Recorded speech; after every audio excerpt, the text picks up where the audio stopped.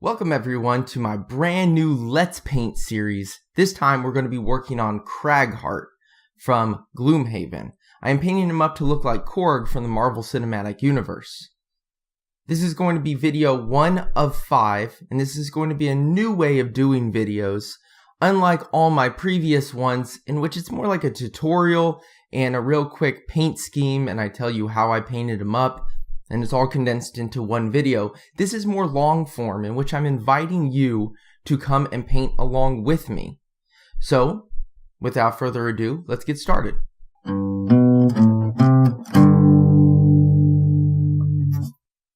Alright, so as you know from the intro, this is going to be a new format. This is going to be a live painting.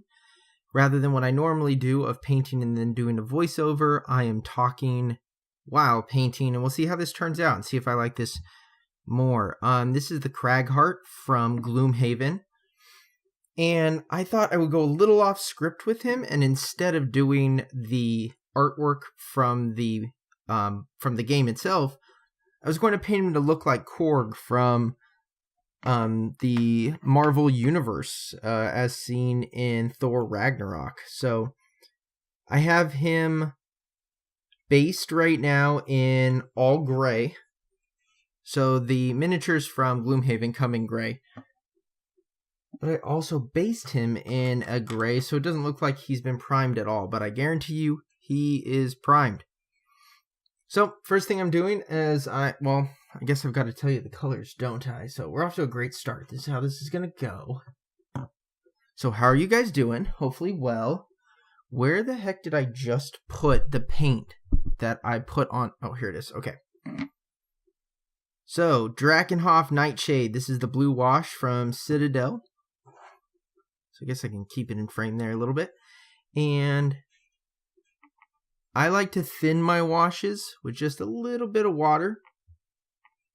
And the one thing to be careful with on this is that all of the inks, whether they be shades from Citadel or straight ink from any other company, they love to run up into the center of the well in your brush, and they can ruin brushes. So definitely do not use your best brushes with washes, and be very careful with where you're placing things.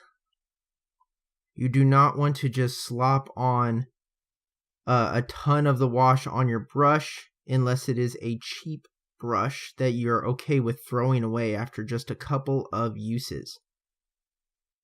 Work in small areas on the miniature. If you work on too big of an area at once, what happens is you will start to get what they call tide lines. Basically, they're lines where a piece of the model was washed and it tinted the model, and then you have a spot where it's not tinted, or it doesn't tint at the same level. I would show you, but it's actually really hard to fix, and you kind of have to start over in that area, so just take my word for it. So I hope that you guys like this new format of doing it this way. It is going to make bigger miniatures take multiple videos, but I think the benefit here is that I really, really enjoy this hobby, and I really enjoy entertaining. I like to think of doing YouTube as a hobby as well, and making videos and things like that. And one of the issues with doing videos as a hobby and painting as a hobby and trying to link those things together is this appeal to monetize the hobby. And while I would love, to do commissions, or I would love to get paid for my YouTube videos, that's just not where my channel is anywhere, or my painting ability, I guess, in that matter, is anywhere near yet. And maybe one day, or maybe never, and both of those are fine. I have a full-time job. I have a secondary job, as I've talked about in videos before, in which I entertain as a quiz host. So I am definitely fine. I mean, I'm also in school for my master's. I have, oops, hit the camera there. I have enough going on that I do not need the income from this. But that also puts this pressure on there to get paid for it or to not do it as much because I'm not getting paid. And it's sort of taking the enjoyment from both pieces. So what I decided, I went out, I talked to some friends about it and, told them my thoughts on it and kind of like heard them out for what they thought. And came to the realization that I am trying to monetize my hobby, and what I should be doing is monetize the portion of it that I wouldn't mind monetizing. In other words, the part that actually I gain enjoyment from the potential monetization, and that's the entertainment value. So I thought, well, there's a lot of people out there who make YouTube videos about video games that are just informational, right? How to play this or how to beat this level. Then there's people who do Let's Plays, and you watch them because you enjoy, their take on things, not because they're the best gamer ever. And I figured maybe I can do that. Maybe I can make videos that are much more focused on the love of painting and the enjoyment of the process of painting, and not so much on the you have to do things this way. And I think that you might also be able to benefit a little bit from this. But back to the painting before I get too far off on a tangent. That's how we're starting him off. We're doing the Drakenhof Nightshade to really darken down the recesses there, but keep him in the blue spectrum. And then we are going to, build up his rocks in the blue tones that he is known for, because we're going for this Korg look. So the next step, while his skin dries here, is to paint his smock. And so this is where a little bit of what we can call artistic license comes in, of what color do we want to do his smock here, his loincloth. And I think, you know what? I'm going to pause real quick and I'm going to research Korg online and see if he ever wears a smock and what color that is. Alright, so funny enough, Korg in the comics is actually yellow stone, the same color as the character in the Gloomhaven game. So I'm making him like the Marvel movie version of Korg. And he wears brown. Well, brown is freaking boring. So we're going to go with orange. And the first thing we need to do is make like an orangish brown to really sell this look. Shake up my paints here. Always make sure you shake your paints really, really well.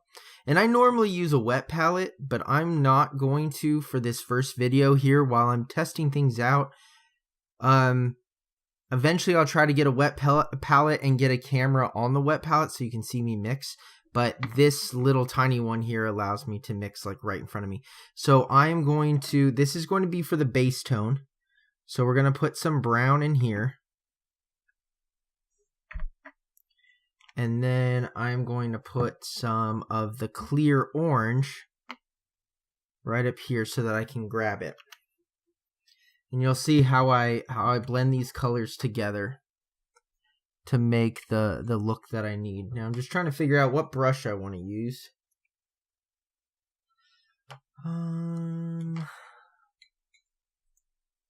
Yeah, I'll stick with the same brush for now.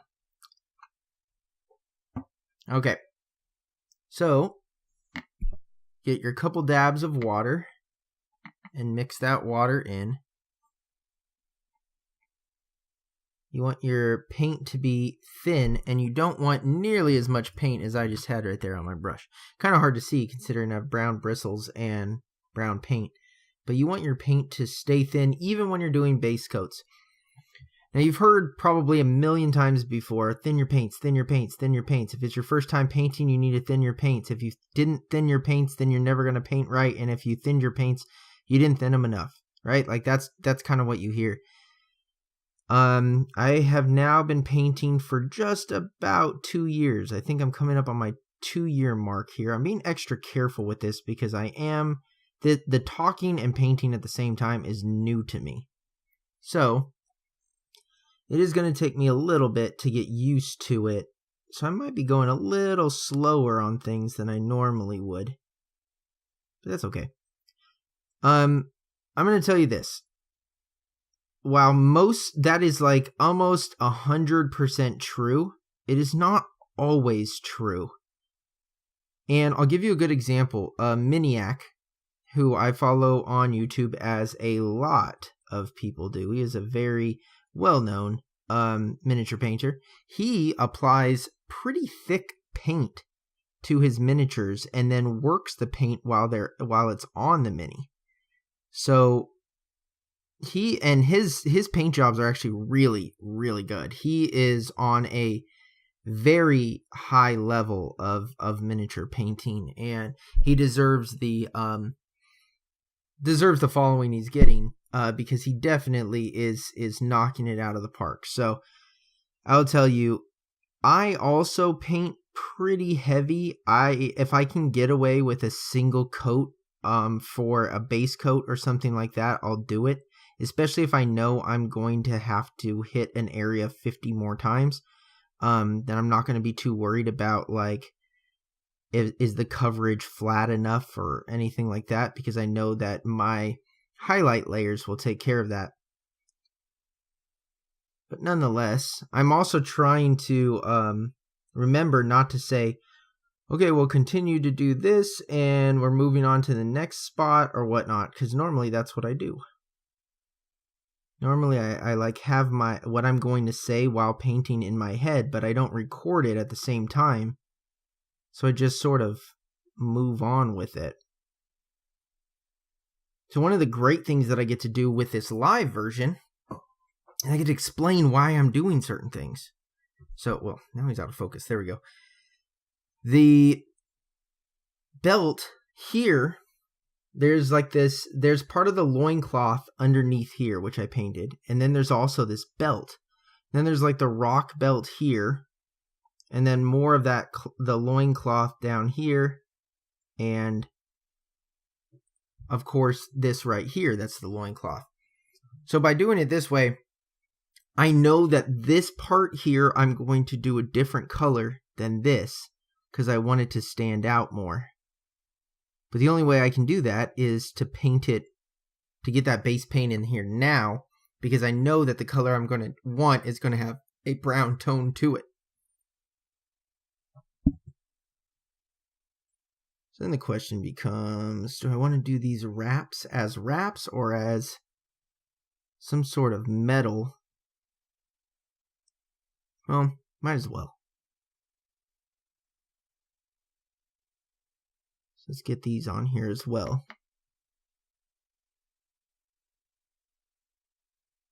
So like I was saying earlier, before I had to go and research the fact that Korg is not even blue in the comics,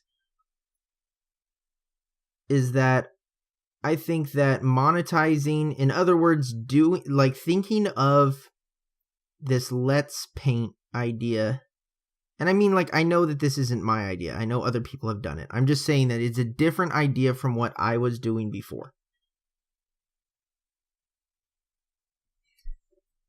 But doing this, I think I will enjoy and want to make more videos, because I'm not expecting to make money off of it. I'm doing the entertaining part as a job, and then I can just enjoy the painting. I don't have to think about all of the pieces of editing that goes into the painting part, where normally before I would be thinking, okay, when's the best place to stop this? Because then, like, I want to make sure that I show you enough, but I don't want each clip to be too long or else it becomes a 30-minute video. So I'm just thinking I'll do 20 minutes, about 20 minutes per video, and if it takes 5 or 6 videos for me to finish a model, then that's what happens, you know? But this also allows you to be able to paint along with me. Where instead of you just watching, well, I'm going to have to figure out this tripod situation so I can stop hitting it. But instead of you having to rewatch a video over and over and over again to see how I did something, you can paint right along with me. And then you can just keep glancing over. If you have your phone or your laptop near your paint station, you can just keep glancing over and seeing, are you hitting the same spots that I am? If you want to copy mine, that is. If you just want to get an idea, then fast forward through the video. That's fine. It's okay with me. I'm just glad you're here. All right, so there is the base of brown. Now you can see on this side, I need some more brown over here. This area did not get the same level of coverage as the other one did. Okay. So there we go. He's coming along. Now I still haven't decided what I want to do with the center of his chest. This area right here. Because it definitely needs to be special. But I'll figure it out. We'll figure it out as we go along. No problem. Also, you can see here, I actually have an opportunity to show you tide lines. Now, let's see if they happen. I've washed my brush already, so don't worry. There's no brown paint on here. That will completely ruin this if you accidentally mix paint in with the wash. Oh my god. Does not work when you do that on accident. I've done it many, many times in which, now I know 100% what I can and can't rush. But actually, there is no tide line there, so I got off really lucky there. Because that could have been a real mess. I also put way more wash on that palette than I needed. I waste a lot of paint, which is why I love wet palettes. But here we are, things happen. What I'm looking at is these knee pads. So these knee pads are like just his knees, I think. Yeah, the knee pads are just his knees. But at the same time, we have an opportunity to make them pretty cool. I might actually try to paint these like they are sapphires. That might be really cool. That might be a cool thing to practice. So I'm going to try to paint them up like they're sapphires. So sometimes I go into a model knowing 100% what I'm going to paint. And then sometimes I go into it and figure it out as I go along. So I had the idea of the Korg, the Korg idea, and then I didn't know really much more from that. This guy here, I'm going to base in black. This one here and here. I'll base that in black and then go from there. This also will be based in black because this is metal right here. And then this one we are going to also base in brown because that is leather. So leather you usually want to base in a flat brown or dark brown. And then you can decide what tone you want to take it to by changing out the highlights. And also remember, you can get away with a single coat of base coat if you are dealing with a small area. The bigger the area is, the harder that is to do. If the area is really, really big, you're going to see streaks and lines. So I would suggest that if you are trying to make your model look as clean as possible, you want your lines to be really clean and you want it to really show up well in photographs, do not only put down a single layer. And somewhere as big as this shoulder pad here. So all I'm doing here is I put paint on and now I'm kind of taking a little bit off because it was just a little too thick for my liking. So I'm going to go with a little bit less and then sort of let it, that's going to need to dry. And so while that's drying, we're going to go to our next color. Get some black. I don't want to use that black. I'll use this black. As most of us painters have, I have 15 different blacks, and then I just choose which one to use each time. And I'm not super fond of the blacks that I have. Write down in the comments below if you stuck with me this far. What black paint do you like to use to get the best black? Because this is Vallejo model colored black. Oh, I need to get back into the habit. I used to do this. To show you the color on here.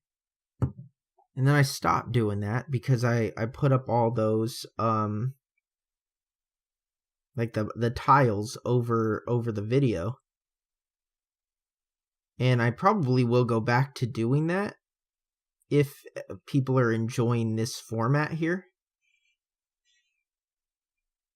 But this Vallejo model color black and game color black both are like, they come out really chalky.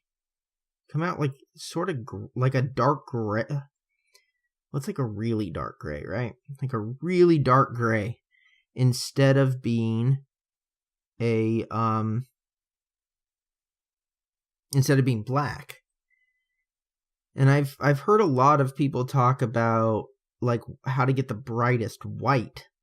I know that a couple of the acrylic paints out there that are not made for models, that are just made for, you know, everyday painting, and canvas painting, those are, there's some that are like referred to as titanium white, and those are like really, really, really bright white.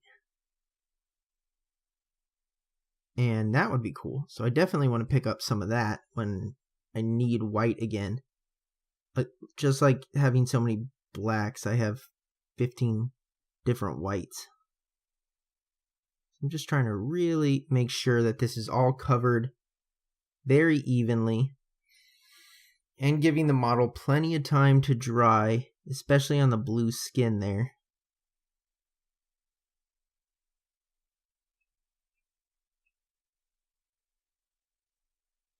So you can see on this side, it's actually gray, being much more gray than on the other side because it's now, most of the black paint has worn off. And now we're having a bigger mixture of paint and water. And then it's also starting to run a little bit, so just make sure that it doesn't. And even if it does a little bit, it's okay. It's okay. It's okay. We're still only working with base colors right now. And as long as you're working with the bases, you can mess up a whole bunch and it's fine. You've got plenty of time to fix it. So we can clearly see right here, we didn't even paint that part. And then now that this is mostly dry, I'm going to come back and hit it again. That's really all you need to give. I mean, how long was that? 2 minutes? 3 minutes maybe? No, it couldn't have been. Just 2 minutes probably before you can come back. But again, this is bases. You'll see that we take a different approach when we're on to the highlights, which will be in the next video. New outro, I know. If you want to watch more in this series, click right here. If you would like to watch another video in a completely different series, click right here. And if you'd like an easy way to subscribe, other than clicking down below, even though it's right there and it says subscribe, you can click on this little picture right here. That also works.